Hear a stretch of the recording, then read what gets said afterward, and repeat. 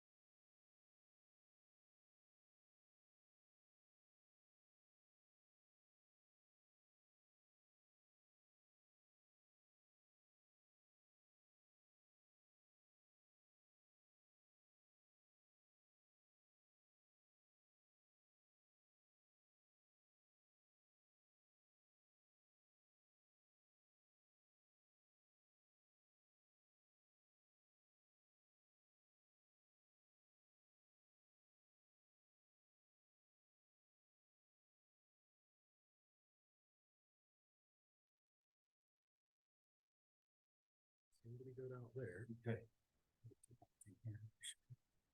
So you're being recorded, by the way. All right, that's okay. Yeah.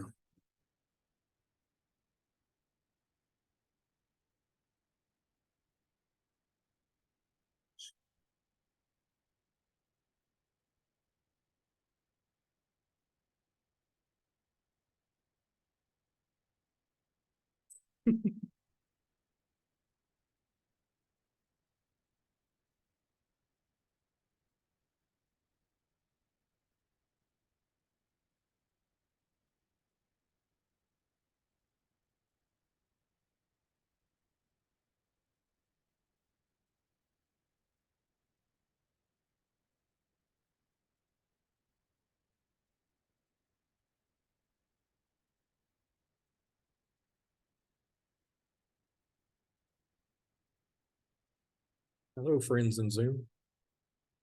Dr. Gillespie is giving the monitor in here a swift kick to get us going. For the first time, it's not connected.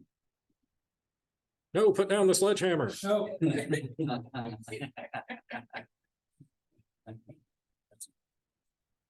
Maybe go ahead and get it out. Yeah. I will. Yeah.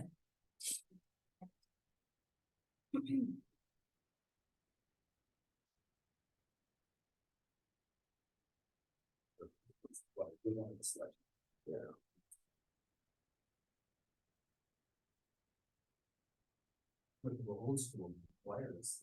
Okay. Just hold you up any longer.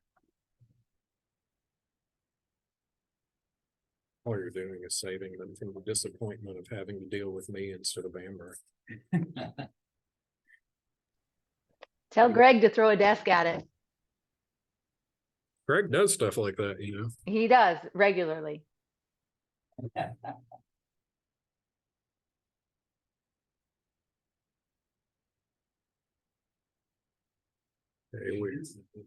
we are resorting to archaic methods of using an actual cord, a cable, from the laptop to the monitor. This is kind of breaking my heart a little bit. So Desperate times call for desperate measures. Thanks for your grace. if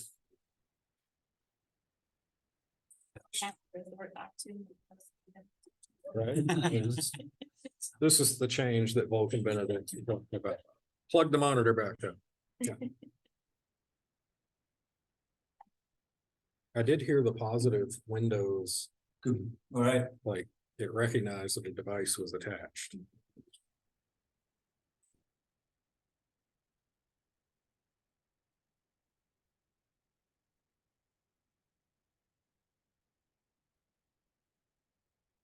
Ordering some grinding. The hamster's tired. Yeah. Wow. Let's see.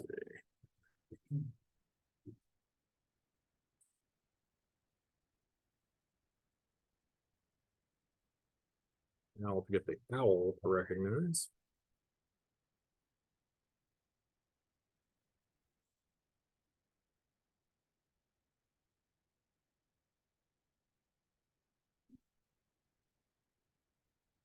You wanna keep going, I'll get this figured out. We also don't have the owl connected at this point.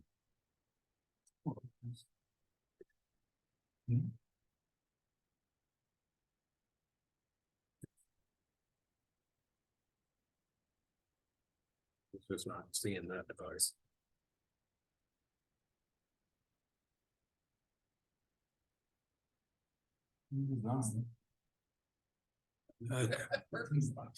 Right?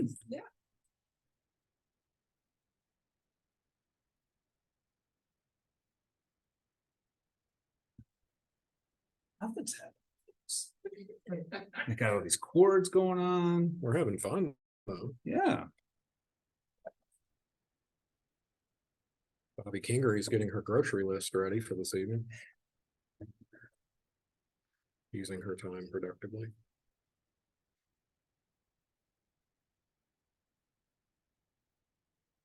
It just doesn't see that device like it.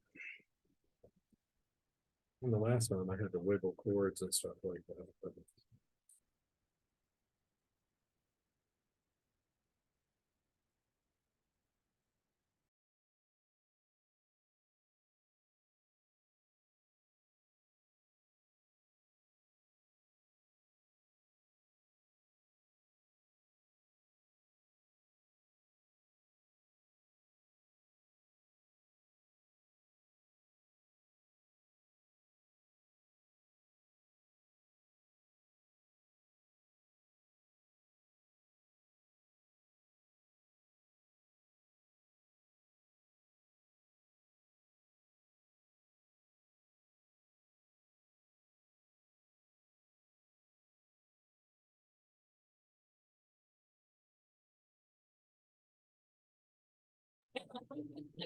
okay, so in the spirit of expediency, we're going to try to get going here with what technology is working.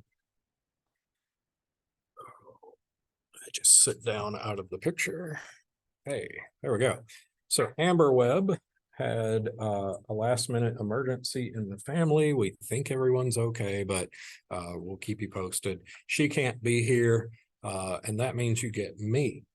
And that is just a lose-lose situation for you. But fortunately, I was able to slap something together on my thoughts about this. And if I were going to have to talk about one of these sections, maybe this was to be the one, because it was the one that, other than the early parts that, as Jen King said, made her mad, this was the one that kind of got me fired up.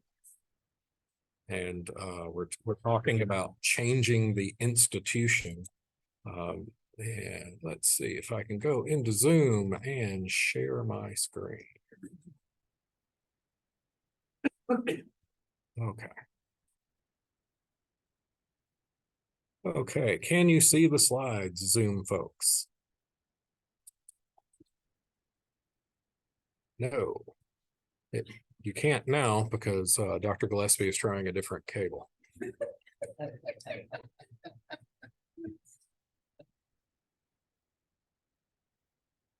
We're gonna go really old school. All right, okay, so they are seeing things, the people in the room aren't seeing things. And that's okay. The people in the room have me blocked by all of this stuff, and it's good. All right, so here's what we're talking about: changing the institution, right? Specifically. Ooh, something came up on the monitor. That was exciting. And screen sharing stopped. Oh, we have video in the room. Now, if we can get video to our friends in Zoom, everyone gets to see this mess. All right. So here we are. I wanted to immediately call attention. I don't know what just happened there. All right. So Volk and Benedict's talked about some academic shifts that they encourage for us if we want to change the institution in ways to adapt to the post-pandemic climate. They talked about increasing interdisciplinary collaboration, and there's a whole lot to talk about there. But I just wanted to introduce that as one of the linchpins. And then the other one is allowing the students more flexibility in crafting a customized curriculum. They really didn't dive into that one too much, but I just wanted to put it out there because they said it was important, even if they didn't talk about it. And I think that's important because I think my wife needs to understand that she's important, even though I don't buy her flowers as much as she would like. So, you know, sometimes things are important to us and we don't always show it with our actions. And so I'm going to believe the authors. That's an important tenet. Okay, so let's talk a little bit about this interdisciplinarity that they were talking about. Specifically, they wanted us to know that they perceive the scarcity model. And I wanted to start our conversation here with talking about this quotation. They said, a culture of strong autonomous departments has ultimately prioritized local interests over institutional needs. And just wanted to throw that out and ask anyone in the physical room or the Zoom room, have you seen that before in a college campus? You don't have to talk about EIU, you don't have to name anyone, but have you seen that we're more concerned about taking care of our own within a department than what might be best for the university?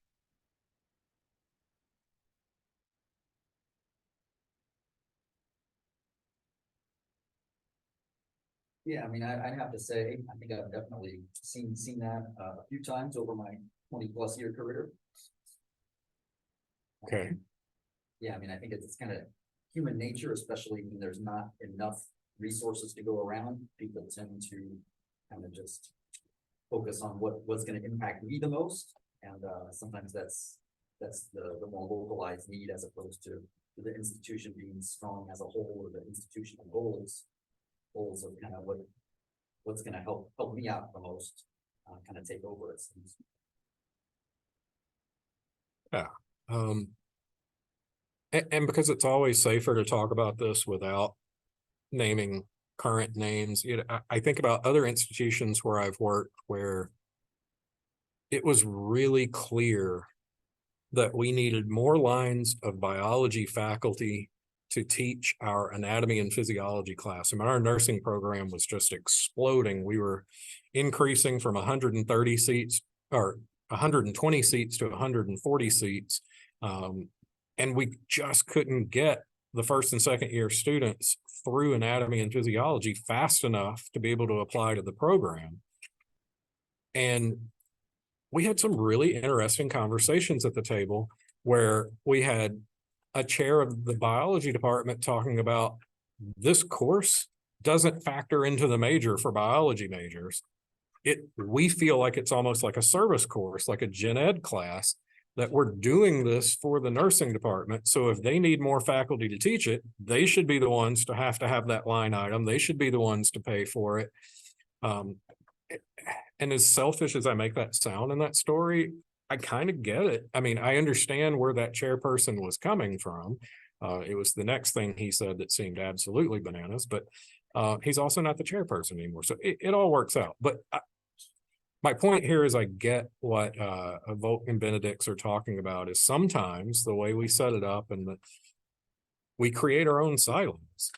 And then we act disappointed when people try to protect the silo and keep all their grain in that silo. And so I've definitely seen this along the way. So then what do they say we do about it?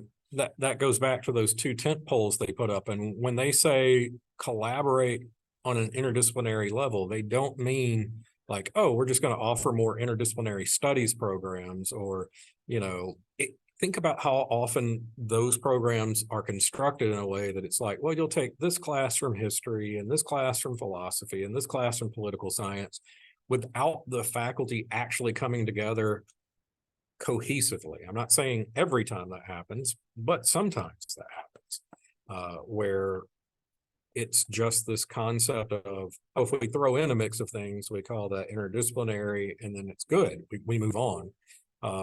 So they're talking about going a little bit further than that, and they're talking about the entire structure of the university, and think maybe radical things that they talk about. So they gave 4 examples that I'm going to run through here. They talk about the committee of the whole. This is the pure anarchist way of like, there are no more departments, right? We have committees that handle things, but they're built with people from different disciplines and expertise. And so that's an interesting way to go about it. Also, the word is that we may now have OWL working, so I'm going to try really quick to get that so you can see our people in the room too, because they are dying to be on camera. Greg especially would like the spotlight. Always, I mean, please. Close up. All right, there it is. Oh, I don't know especially what you're looking at there, but that's good. And then microphone, let's also move that to the OWL. Yep, okay, good. Okay, so now we're on OWL. That way when Julie Bertel has something really wise to say, you will hear her say it. And see her say it. Okay, so going back to this concept of no departments, I think it's easier to think about that from a budgetary standpoint, right? We all understand the state makes an appropriation to the university, and that's it. That's the only lines that exist in the budget appropriation. The president then takes it and subdivides it to divisions, and those vice presidents further subdivide it to units, departments, whatever. All of those lines are imaginary, right? It's really all one pot of money.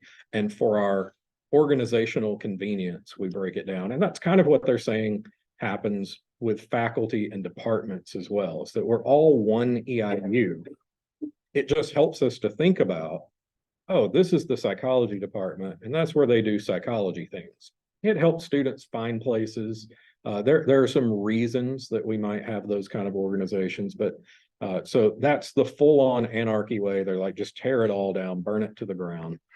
Then they talk about, okay, they use the word division, and they didn't mean like the division of enrollment management, the division of academic affairs. They meant a division like, here's a cluster of like departments that serve some function. Maybe they did mean the division of student affairs, but they were giving academic examples. And so how can we cluster things that have similar purposes or desired outcomes and make that a different structure? That might encourage, say, career services and academic advising to work more in tandem. Not that that is a problem at EIU, but on some campuses, it really is. I've had some very heated conversations with directors of career services about, this is my line and you don't cross it, and that's your line and you stay on that side. And we have quite a bit of overlap. Bobby will readily talk about that, is about how advising and career services has some overlap. And even, people in the room, right? Jesse Schumacher is here in the Office of Accessibility and Accommodations. There's things that she can do that no academic advisor could, but knowing what students are facing in the classroom does help an academic advisor when they choose to disclose it. And so there are ways that we can collaborate across those boundaries. And that's what they're talking about here with the divisions, is if you clustered those kinds of units, you might get more creative thinking, more solutions. And speaking of solutions, they did talk about a functional or problem-solving approach to organization. And the example they gave was an academic unit called cognitive sciences. And you could see some overlap for biology and for psychology, obviously. Again, they're trying to think of ways that you could organize things that makes it a daily part of your structure, that there is interdisciplinary collaboration and not just a one-off project, or on special days we think about working with our colleagues, but the rest of the time we're off in our little corners. And then finally they said, in a worst case scenario, if you can't accomplish any of the other things, consider physical distribution of resources. And they kind of had this conversation about, if you keep all the historians on one floor and all the philosophers on another floor, yeah, the students can find them easily. And they're really right there in the building, but the honest truth is they probably won't drift between the floors very much, and they won't have those conversations that could lead to neat innovations. And so they just talked about, if you're looking for maybe an easy way that doesn't rock the boat too much, consider moving things around a little bit. Um, I know I have worked at a university where the College of Arts and Sciences was broken up into clusters. There was a humanities school, there was social sciences, and then there were sciences and mathematics.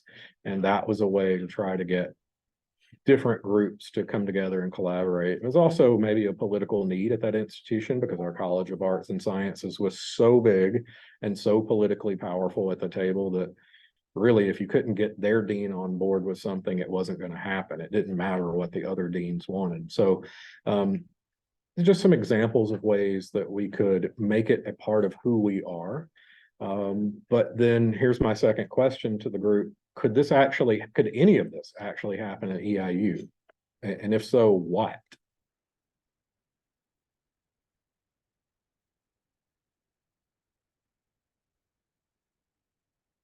Like it's really, I get the idea behind it, but really hard to break up departments into different divisions because there's so many people that are working together because they're those content experts. Mhm. And so they kind of need to be working together and collaborating with each other. Physically, I guess we can move people all around campus. But then you kind of run into the issue of, well, then when do those people then get to meet? You know, like the people who are coming from different departments that still need to stay in touch. Yeah. So if you did put all of the humanities faculty kind of spread throughout a building on various floors, how do you get them together when it is time to talk about important things for them? Okay, I've now been notified that our laptop is running out of power. So our choice will be, do we keep the owl or do we keep the laptop running? So we're going to lose the owl.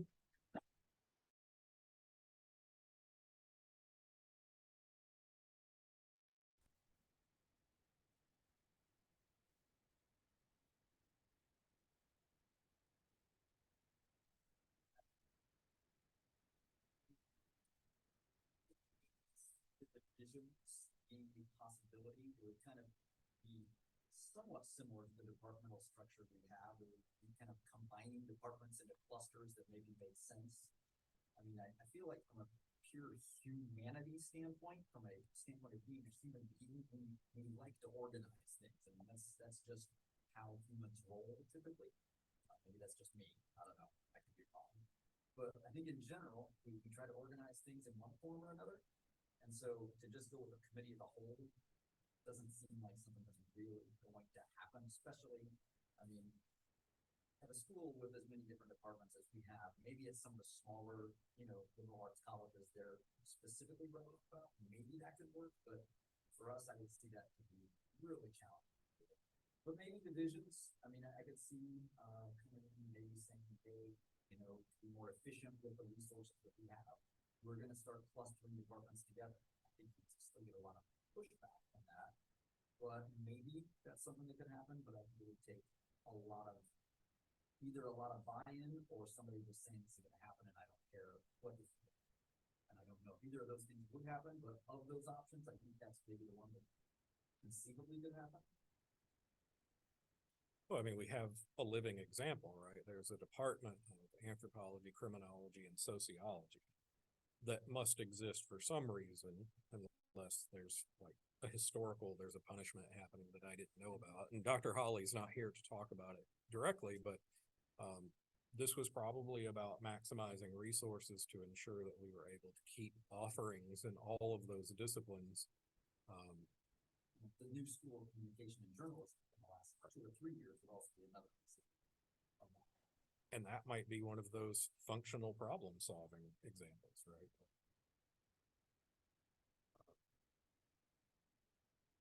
Yeah. And Jesse, I tend to agree with you that the physical distribution could be fun, but also has some problems. Like, I see why they call for it, to force us to interact. I think we're very lucky in the Student Success Center in that we're now all in one building. Most of us are on one floor, but it's only 2 floors, so we do accidentally talk to each other a little bit. But then, you know, I mentioned all the collaborative opportunities between career services and academic advising. Well, Bobby's way on the other side of the campus, you know, and it's been kind of rainy today. So the motivation for me to get up from my desk, walk all the way out of the building, also into the rain, right? Like that becomes this other level of, but there are things we could do in lieu of that, right? Where there are things that we could make it a priority to have those kinds of meetings or, you know, get-togethers between staff, units every so often. So just kind of some interesting, conversation here. You also spread the sharpens out, like around campus, and you don't get those just happenstance meetings in the fall. Like, oh, I just did this with this. When you get those collaborations or talking about students that needs help, you wouldn't get those. Because that would be just, oh, I just saw you in the hall. But if you're way far away, you're not seeing that person unless you have to shoot them through the Zoom, and sometimes that you forget. It's not the forefront, but when you see them, it's like, oh, Yeah, so maybe not completely random, because that is close to the chaos of burning it all down. But some level of structure even within that loosened structure. Terry says the Zoomers can't hear us. Uh-oh. Hey, It Zoomer. may have been part of the 6 chat things, I don't know. Oh, let's see what we can do to boost volume.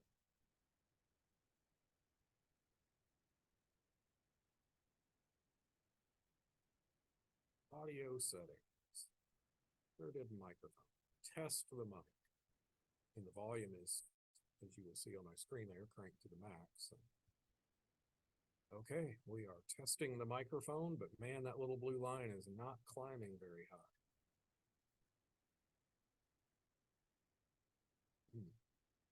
Okay.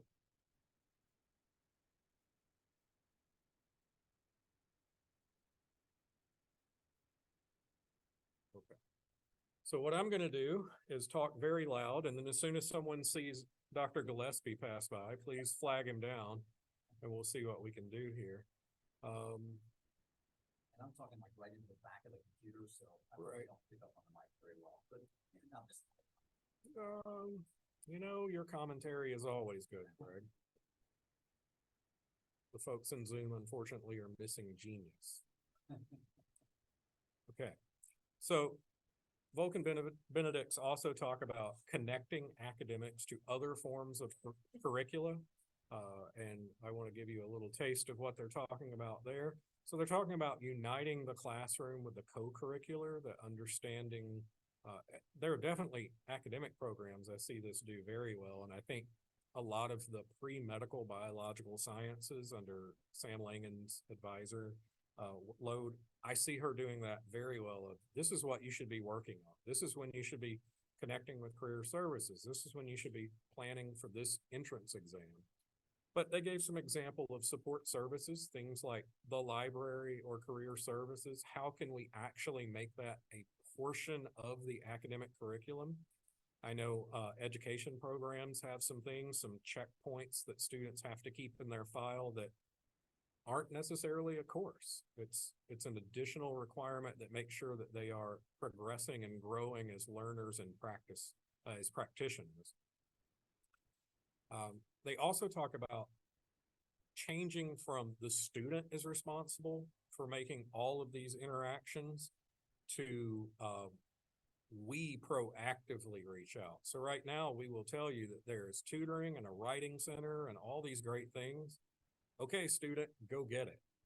Again, how can that be part of the curriculum that you would naturally bump into career services, that you would naturally be going to the writing center as part of your class, as part of your work? Greg, what you got going in Zoom? What do we have going on in Zoom? All right. I think we're good. I mean, Okay. they haven't said anything else, so I've got, Okay. I don't think they have any other issues for us, so I'll let you know. Okay, thank you. So we also have these e-portfolios that they talked about. I see this a lot in things like graphic design or art majors where students are putting together a portfolio as they go along that they would then be able to use in the career search. Hey, there he is. So our laptop was dying, so I had to disconnect the app. And then And that's no longer dying. And then the folks in Zoom couldn't hear us, even though I had turned back on the onboard microphone. Okay. So Carrie Daly, can you hear us? That's a no. She's working on I can hear you, but if other people in the room talk, we can't hear them. it. Okay.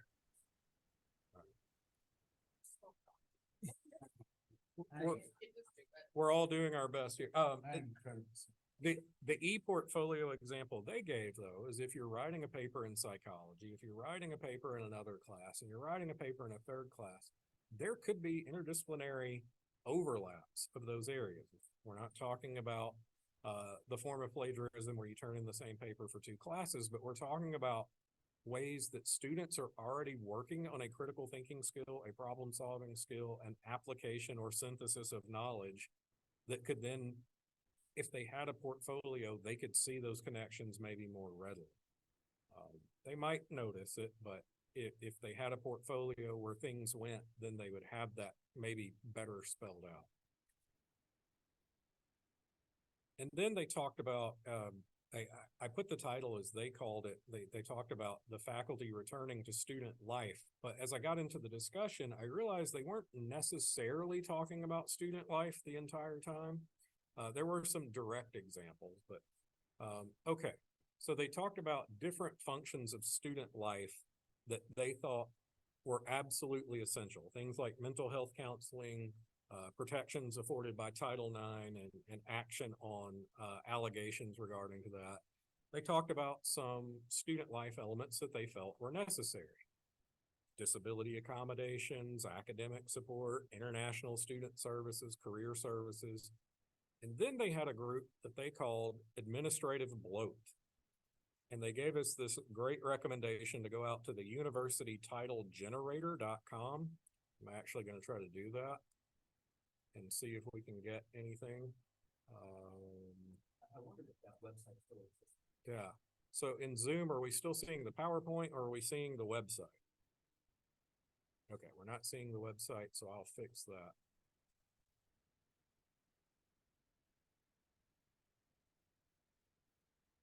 Try to fix that.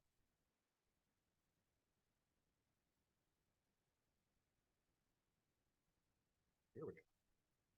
New share the website. Okay. Here we have the universitytitlegenerator.com. Imagine your position as the deputy coordinator of the task force on community technology, and that you're going to make $76,900 a year. Bobby's ready to go. Greg can't afford to take that pay cut. So the purpose of this website, you can click the button to come up with different ones. Oh yeah, the Vice Chancellor of the Office of Athletic Partnerships, sign us up. Yeah, even Greg would go for that. Okay. They're having a little fun here. And actually, I was very surprised where they went next after they mentioned this. But, check this thing out. Keep playing with it. I am willing to go to Vegas and say that these are real titles that they have found at a university somewhere. And we know exactly what Volk and Benedicts are talking about. They talk about the proliferation of administrative titles in the past 25 years up to the time that they wrote their book, 35 years, whatever it was, outpaced the growth of faculty and students both. And so some of it, we understand the need for organization and how you might create efficiencies if you had a dedicated leader to work on that. And some of it, it's just like, oh my goodness, did we really need a principal assistant chair of the Committee for Academic Relations? At least that salary isn't too egregious, but just go one more and all right, I'm a basketball coach at the University of California, Los Angeles. I'm making $3.4 million a year. Now we're into Julie Vertel salary. So these kinds of things, are the kinds of things that drive these two professors writing the book crazy. So I'm gonna move us back to our PowerPoint. That was great fun with that thing. Okay, back in our PowerPoint.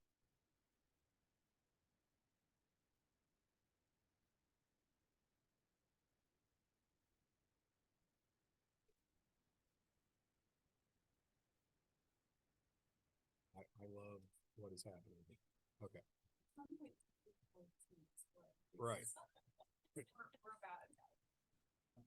All right, so we talked about administrative bloat, but where did Vulcan Benedicts go next? They actually, well, so I retitled this The Evolution of Administration. The very first thing they hit on was how many extra associate and assistant deans we have, and made the comment that they seem to sprout like mushrooms after a summer rain. I'm sure that we all love our associate deans here at EIU, but I get it. I get what they're saying is like, did we need that extra little step? The university I just came from, each college had 2 associate deans. One was over more curricular things, and one was over more like community outreach, marketing, alumni giving, those kinds of things. And I get the organizational intent behind that. Then the next question I would want to know is, are those colleges big enough that that's really needed, right? But hey, also another way to think about it is another opportunity for growth and development of future leaders. So lots of things go into those kind of decisions. There was also discussion of the withdrawal of faculty and this kind of movement toward, I'm only going to do my thing. Teaching, service, research, and scholarship. And, you know, the example I like to give to people, joking around about the evolution of the student affairs division, right? Faculty used to be the ones who lived on campus with the students. And then at some point they realized how much cooler it would be is if they paid support, you know, some poor guy off the street to do that, and they could just go home at the end of the day and be with their families. And then that guy said, wouldn't it be great if I just let a graduate assistant do this and I got to go home with my, you know, like we keep passing this down. There's a lot of literature that shows how meaningful interactions outside the classroom with all different personnel types has value for the student. Here, particularly Vulcan Benedicts, we're talking about how sharing a meal with a faculty member in their home has this huge impact. And I know legend of a professor in geology and geography who has students over. I still very much remember the English professor who taught the Dickensian literature class that had me over to her house. So those things do leave their mark.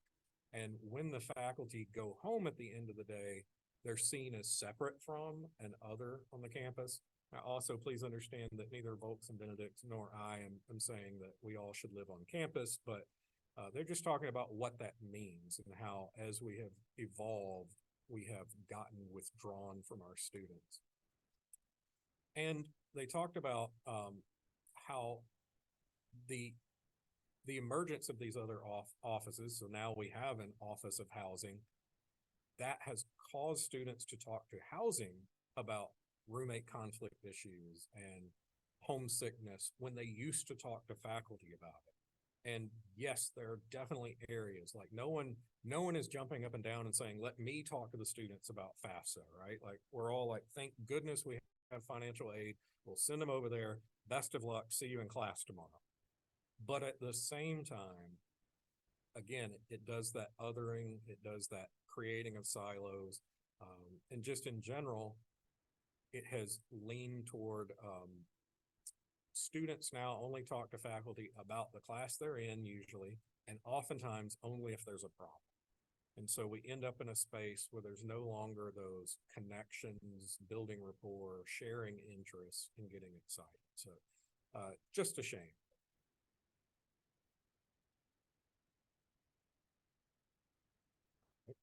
There was a little blurb about Town and Gown, and specifically I'll just cut straight to their solutions here. They said, we need to be active participants in our residential community.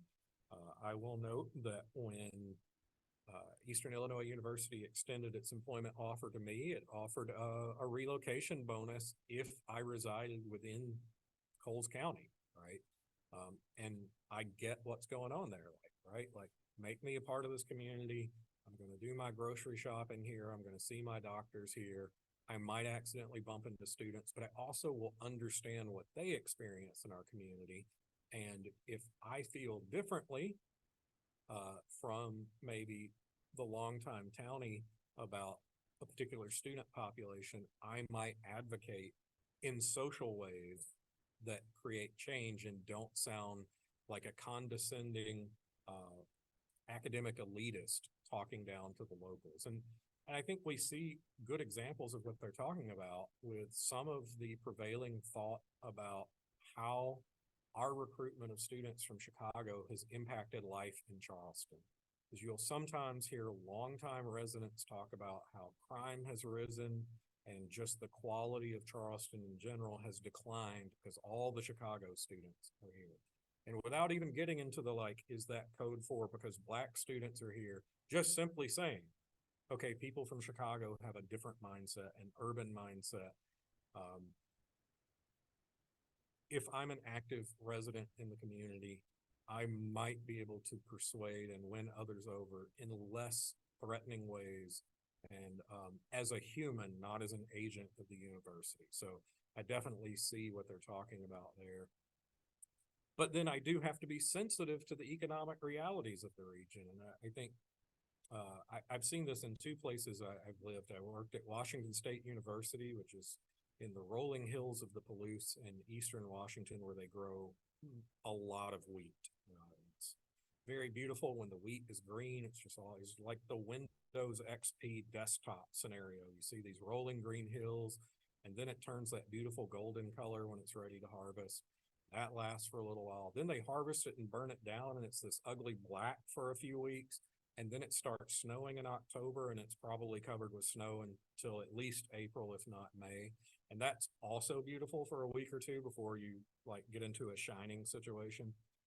But all of this to set up to say people who live in Eastern Washington have some strong resentments about the folks who live in Seattle and about how much of the state's revenue goes to the Seattle metropolitan area. And much of the state's politics are driven by the culture and norms of the Seattle metropolitan area, which geographically is a much smaller representation of the state, although population-wise, it is the state. And I think it's very similar here in the state of Illinois. People feel that way about Chicago, and it is just a dot on the map kind of physically compared to the rest of the state. But then we all know, okay, we're talking about millions of people versus in the rest of the state, not a million people. So we can be sensitive to that. We can understand how a farmer struggles even with subsidies from the federal government and how they feel like a new social program being implemented out of the government of Chicago is taking potential funds away from them, right? If we are part of our community, if we truly understand our community, and that's what they're talking about.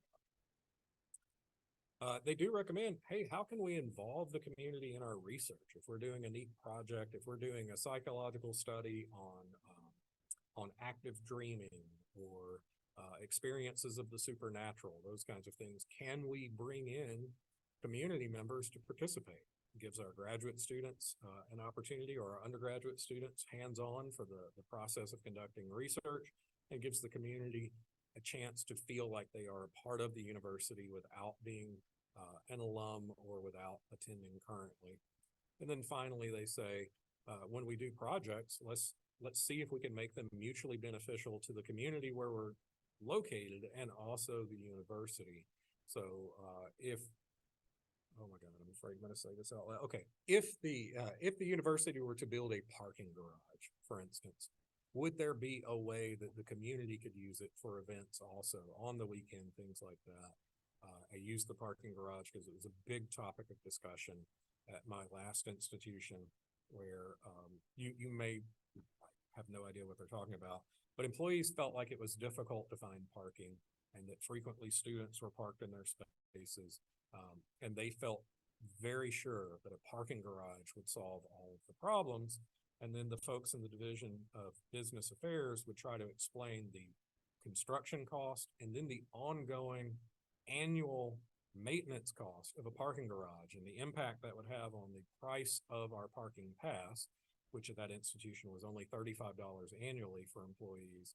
They're like, if you are willing to pay $175 a year, we can build you a parking garage, but we have better solutions, right?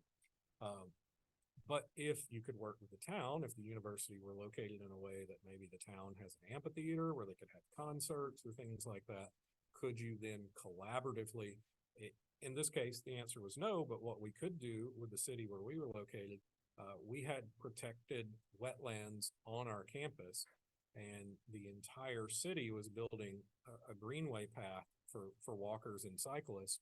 And we could have part of that come through our campus on a bridge over the protected wetlands that would then bring people onto campus, make them feel connected, part of it, show off our natural beauty and resources, and is a good tourist brag point, right? So mutually beneficial projects. And then trustees, and I don't know how this PowerPoint got pictures of EIU trustees, but it did. And the conversation for Volz and Benedict are about the potential challenges that we might face with trustees. And they certainly weren't talking about ours, they were talking generically. One might be, if I graduated from EIU and I attribute my success to that great institution, why would I want to let it change? It's what made me great. It was fine as it is. Okay, so that can be a problem, because they're reluctant to allow change to happen.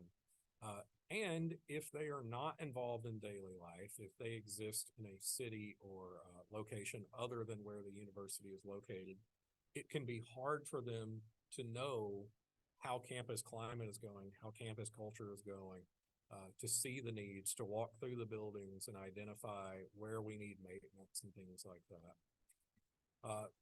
And many times we find ourselves without a strong student voice in a trustee or a board meeting where we can become tone deaf to what the students actually feel like they need. So I don't know that they really advocated for changes so much in this section. Is just they're offering for us to consider if any of these is a problem for us, and then think about what associated change we would want to make.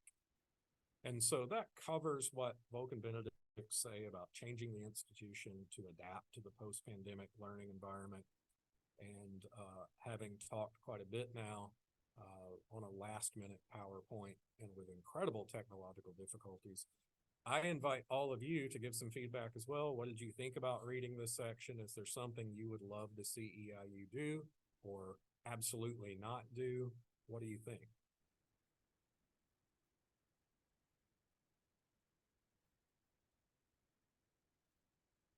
The chat. Oh, Bobby had to peace out because there was a student.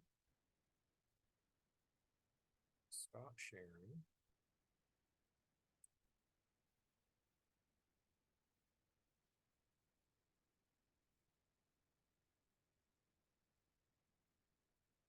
What's in the room? What do you think? Like, could we make any of these changes? We kind of talked about the distribution of personnel or organizing the hierarchy, but are there changes we need to make to administration? Are there changes we need to make to our trustees? I think one of the biggest changes, I think, is communication. I don't think we talk, making sure that it's last minute, or we're like, oh, this change, look, banner change, why is banner change, and then we put it after that. So I think having more of town hall or whatever, people use that or are involved in that house simply. How is some of those things we can do that with. That's one of the biggest things that I'm frustrated with it. Is because, oh, you know, why did that happen? And oh, that just happened? Why didn't I know about this? And so if you can't hear Julie very well, she's talking about the gaps in communication where big sweeping changes happen and maybe we find out the day the change goes into place, like, oh, here's a notification that everything that you've been doing changed, and we wish you the greatest of success in figuring out how to use the platform now. And Julie conceded that maybe it's not possible with everything to increase the communication, but certainly with some things, and maybe more town halls would be in order. And I actually think our president would be pretty open. He seems like that kind of person that would be open to more town halls and discussion about things. Anything else from Zoom friends that you want to say about this section or about the book in whole as we close out our read for the year?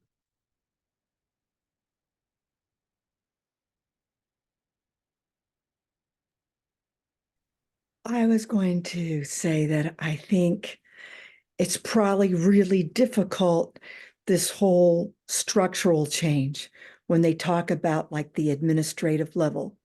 When you were talking about getting services available to students, when I'm teaching online, for example, I could almost be open like a shop 24/7 through the weekend. There's so many questions, there's so many things students would like. I put the links, and I put all of the services available at EIU, but they come to me. And so when we look at how students are using or reaching out to people, then I think we need to get more people in the classroom then. That's what I'm thinking. Because if they're there and if they're around, then students will probably have that connection to them, that relationship. They'll start building that.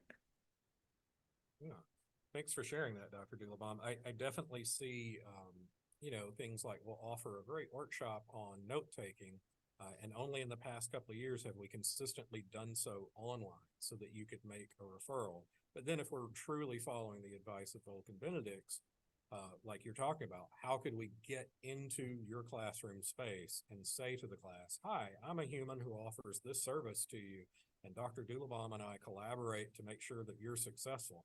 Like, I'm thrilled that your students are reaching out to you and that they trust you and feel like you're a worthy connection. But I'm also aghast that you might be so overwhelmed with all of those inquiries as well, and feel like, am I getting paid enough for that? I mean, you know, like, it's every facet of life and well-being for them, right? And you may be the one person that they call on. Right. And I've, in my first year, I've reached out to the library, to career services, to the counseling center. I've called a couple of times. Hey, I have somebody right here in Zoom. I'd really like you to talk to them. Is that possible? Like right now? So it's like trying to be able to help students get connections, because it's kind of immediate at times where, you know, it's not yesterday, it's not tomorrow, it's right now. And as much as we're able to act in that way, that shows the students, right, that we are a team working together. And even if you were able to call and get someone who says, hey, I'm with a student right now, but I could take them very next thing or something. Yeah. I think students would be understanding of that. But it's tough when we just say, well, here's a number, call them or email them and see what happens. Or, you know, good luck, reach out and see if they get back to you. So I appreciate that you're going that extra mile. Any other thoughts or commentary?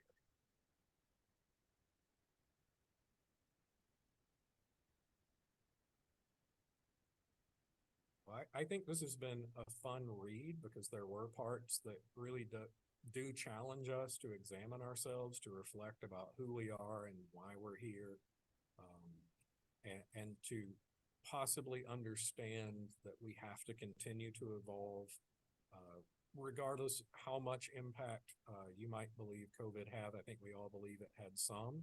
I think Sam did a good job of outlining how some things were already trending in negative ways prior to the pandemic in our opening session, and the pandemic just exacerbated it or accelerated it. And so now we can we can grouse about it, we can dislike it, but these are the students that our public education system is producing today. And then how do we get them to take that next step to become self-authors, to become learners with high achievement? And so I appreciate all of you gathering with us. We do have our first 3 videos up on the CAN website. We will get this hilarious recording up as well. And then we'll send out a notice to everyone, and you can go back and relive the good times or see anything you might have missed. So thank you all, and have a wonderful rest of your day.